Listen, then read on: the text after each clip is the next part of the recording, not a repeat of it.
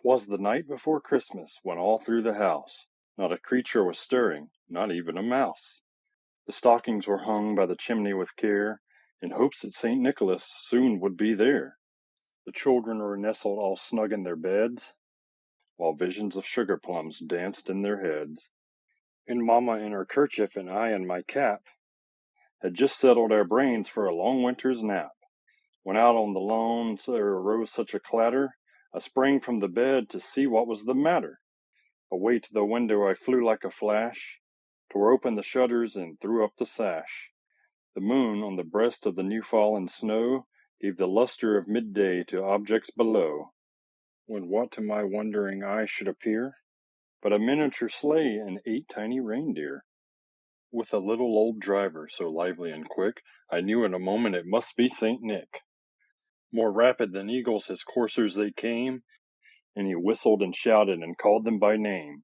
Now Dasher, now Dancer, now Prancer and Vixen, on Comet, on Cupid, on Donner and Blitzen.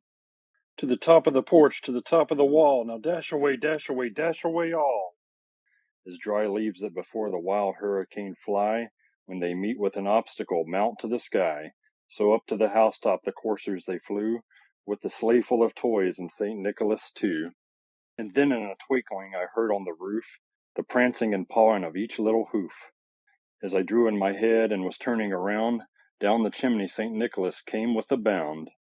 He was dressed all in fur from his head to his foot, and his clothes were all tarnished with ashes and soot. A bundle of toys he had flung on his back, and he looked like a peddler just opening his pack. His eyes, how they twinkled, his dimples, how merry. His cheeks were like roses, his nose like a cherry. His droll little mouth was drawn up like a bow, and the beard of his chin was as white as the snow. The stump of a pipe he held tight in his teeth, and the smoke had encircled his head like a wreath. He had a broad face and a little round belly that shook when he laughed like a bowl full of jelly. He was chubby and plump, a right jolly old elf, and I laughed when I saw him in spite of myself. A wink of his eye and a twist of his head soon gave me to know I had nothing to dread. He spoke not a word, but went straight to his work, and filled all the stockings, then turned with a jerk, and laying his finger aside of his nose, and giving a nod, up the chimney he rose. He sprang to his sleigh, to his team gave a whistle, and away they all flew like a down of a thistle.